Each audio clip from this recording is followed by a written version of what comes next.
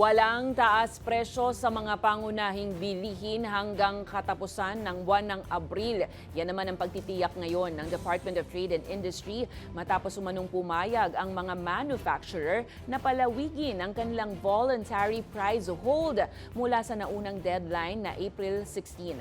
Saklaw nito ang mahigit 200 produkto sa listahan ng DTI. Ayon kay Trade Secretary Cristina Roque, nabuo ang desisyon matapos ang pakikipagpulong ng ahensya sa mga manufacturer nitong Lunes.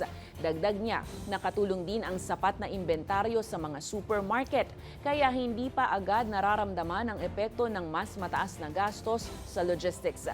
Kabilang sa mga produktong hindi muna magmamahal, ang mga delata, tinapay, bottled water, kandila at maging ang mga sabong panlaba.